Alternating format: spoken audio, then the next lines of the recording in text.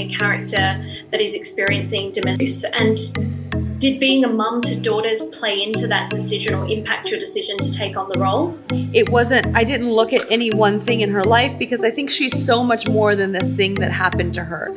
And yes, it can change the course of her life, but it doesn't define her. She defines herself. And that to me is really, really beautiful. She's not a victim and she's not a survivor. Well, she may be a victim and she may be a survivor. She's also multitudes. Ooh, baby, let me spill this exclusive tea real quick.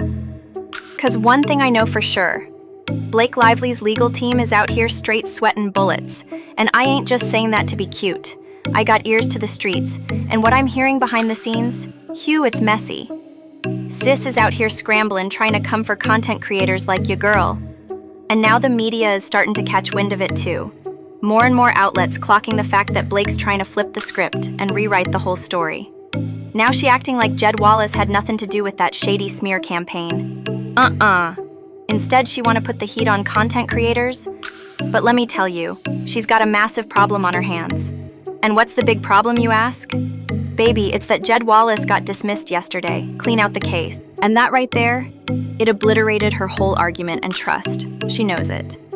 Now her team out here playing PR cleanup, trying to spin it like the dismissal was just about jurisdiction.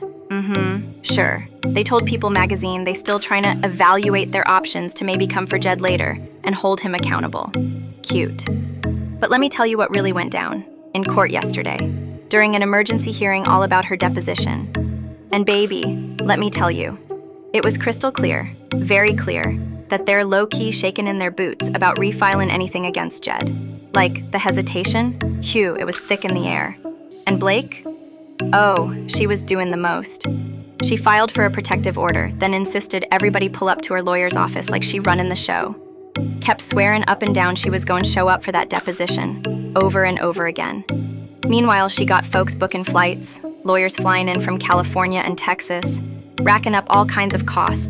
And guess what sis did after all that noise? She canceled her deposition for today, poof, just like that. Now here's the real tea.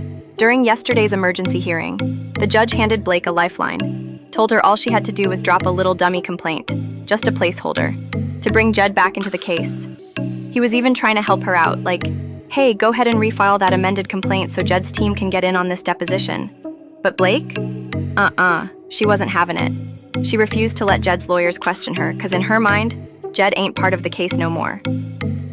But here's the gag, Jed flipped the script and is now suing her down in Texas. And peep this, it's not even linked as an associated case in that federal court over in New York.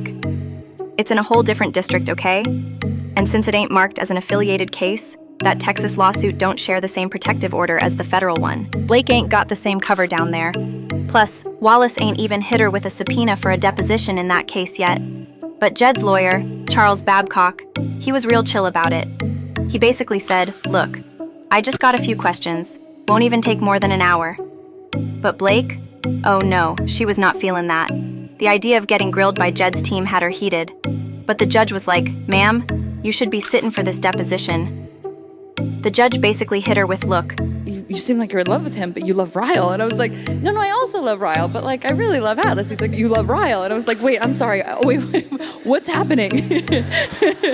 But you love Ryle. I do, but like, she's conflicted. Totally. And that was always an interesting dynamic when you have somebody who's playing the character also being the one like looking at the movie. So we were always like, are we too connected? Are we too vibing? Yeah. But she loves Ryle. He's the best. I mean, she loves Atlas. She also loves Ryle. She loves Atlas and young Lily. I'll give you a shot to add him back in. Don't be acting like he ain't part of this anymore. Just file a dummy complaint and keep it moving. But hold up. Jed Wallace's attorney wasn't going for it that easy. He stood up like, I don't know about that. Depends on how dumb this dummy complaint turns out to be. He was not trying to let Blake slide anything wild in there. And he made it very clear, he didn't want her throwing in some off-the-wall nonsense, like a whole RICO charge against Jed, like she was trying to cook up some big ol' Hollywood conspiracy. This courtroom getting spicier by the minute, like she really trying to frame it like it's some mob-level organized crime or something. So here's what went down. Right at the end of that emergency hearing, Blake stood there like, all right, fine, I'll go ahead and do the deposition. But baby, not even minutes later, sis backpedaled and canceled it again. The panic in her legal squad ain't just 'cause Jed got tossed out, They're spiraling because her whole case is fallen apart like a house of cards. And why is it crumbling? Simple. Because in her own amended complaint, she named Jed Wallace as the mastermind behind the digital smear campaign, said he was hired by Melissa Nathan, and according to Blake's version of events, Jed supposedly organized a whole team, possibly in Hawaii. And according to Blake, Jed used content creators, a whole crew of folks, to help launch this digital hit job against her. Like he was out here puppeteering the internet. She'd been pushing this narrative for months now, claiming that Shasti Flat, the Norwegian cis who used to do press junkets, dropped that August 10th YouTube video of a 2016 interview because Wayfair allegedly encouraged it. Girl, what? Shasti don't even do that Hollywood red carpet stuff no more. She's on her YouTube wave now. And let me be clear, Shasti has come out loud and proud saying that's a damn lie. She's never talked to Wayfair, never been contacted by anybody. But here's the real kicker. In Blake's own amended complaint, the judge pointed out something wild during Jed Wallace's motion to dismiss.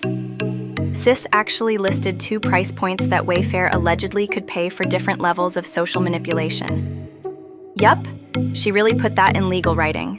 And based on that, she told the court that since Jed was hired specifically for social manipulation, a character that is experiencing domestic abuse, and did being a mum to daughters play into that decision or impact your decision to take on the role? I didn't look at any one thing in her life because I think she's so much more than this thing that happened to her. And yes, it can change the course of her life, but it doesn't define her. She defines herself. And that to me is really, really beautiful. She's not a victim and she's not a survivor. Well, she may be a victim and she may be a survivor. She's also multitudes.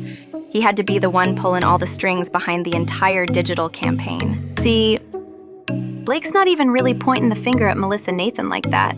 It's all about Jed Wallace.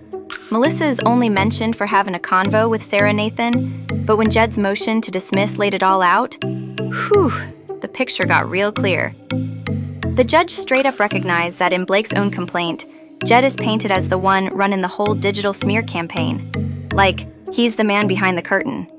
And get this, on page 9 of the court doc, the judge quotes from an August 6, 2025 text where Nathan hit up Abel and Heath talking prices for these services. Sis said, $175,000 for 3 to 4 periods, experienced in and out of crisis scenarios. And baby, it didn't stop there. Nathan's message kept spilling tea. She went on talking about how they'd need to engage with audiences the right way, like carefully sparking threads and theories to shape the combo, while staying fully protected. Then she hit him with a second quote. $25,000 a month for a minimum of 3 months. Why? Because in her words, it needs to seed.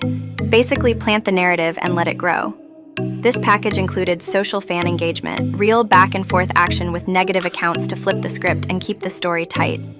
And the wildest part, she promised it would all be untraceable, like ghost mode level shady. And she ended it with, "There's a lot more to this, but it's better to talk on the phone." You know, that's when it gets real.